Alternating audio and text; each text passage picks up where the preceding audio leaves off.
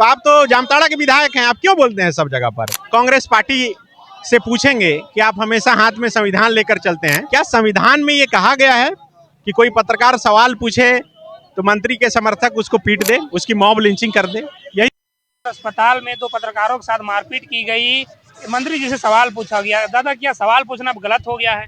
देखिए, हम लोग वही सवाल को लेकर खड़े हैं कि क्या इस स्टेट में सवाल पूछना गुनाह हो गया है? क्या ऐसा कोई सवाल पूछ दिया गया कि जिससे मंत्री जी या फिर उनके समर्थक या वहां मौजूद लोग आहत हो गए? तर्क ये दिया जा रहा है, मैं कई और चैनलों में देख रहा था कि रामनवमी से जुड़ा सवाल पूछा गया, यही वजह है कि माहौल खराब हो गया। आप पूरे वीडियो को देखिए निकाल कर, उसमें जैसे ही मंत्री जी से रामनवमी से जुड़ा सवाल पूछा गया तो उनके चेहरे पर मुस्कान आ जाती है। उन्हें लगता है कि वाह, ये तो मेरे टेस्ट का सवाल पूछा गया।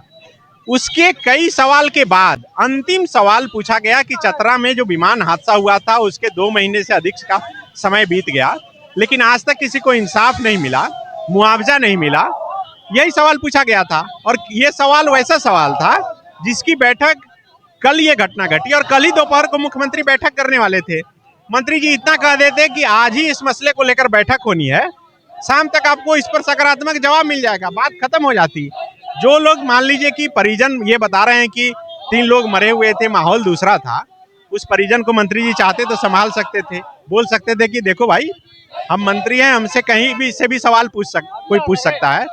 हम खुद कभी अमेरिका, कभी लंदन, कभी बिहार, कभी यूपी पर बोलते हैं। तो आप तो जामताड़ा के विधायक हैं, आप क्यों बोलते हैं सब जगह पर? तो आपसे अगर हजारीबाग में चतरा का सवाल पूछ लिया गया तो क्या गलत कर दिया गया? यही सवाल हम लोग पूछ रहे हैं और हम लोग का सवाल यही है कि जिस पत्रकार आशीष साहब के साथ मारपीट की गई उसको इंसाफ मिले, जो दोषी है उसको चिन्हित करके उसकी गिरफ्तारी हो।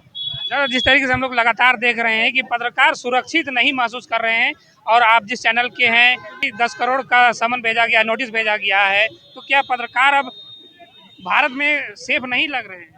नोटिस की बात है, नोटिस भेजना संवैधानिक है। आप नोटिस भेजिए, आप 10 नहीं 100 करोड़ की नोटिस भेजिए, आप 1 नहीं 10 केस कर दीजिए, ये सब जायज है। लेकिन किसी का मॉब लिंचिंग करना ये तो बिल्कुल नाजायज है और ये गलत है और इसी के खिलाफ हम लोग खड़े हैं। आगे हम लोग का क्या कदम होगा यदि इसमें कुछ कार्रवाई नहीं होती? हम लोग आज यहाँ प्रोटेस्ट कर रहे हैं, आगे राज्यपाल से मिलेंगे, मुख्यमंत्री जी से मिलेंगे, कांग्रेस पार्टी से पूछेंगे कि आप हमेशा हाथ में संविधान लेकर चलते हैं। क्या संविधान में ये कहा गया है कि कोई पत्रकार सवाल पूछे तो मंत्री के समर्थक उसको पीट दे, उसकी मॉब लिंचिंग कर दे? यही सवाल है हम लोग का। देखिए, जिस तरीके से पत्रकारों के साथ मारपीट की गई, इसको लेके पत्रकार जो समूह है उसमें एक रोष है, एक गुस्सा है और कहा जा रहा है कि अब पत्रकार जो हैं वो सुरक्षित नहीं है।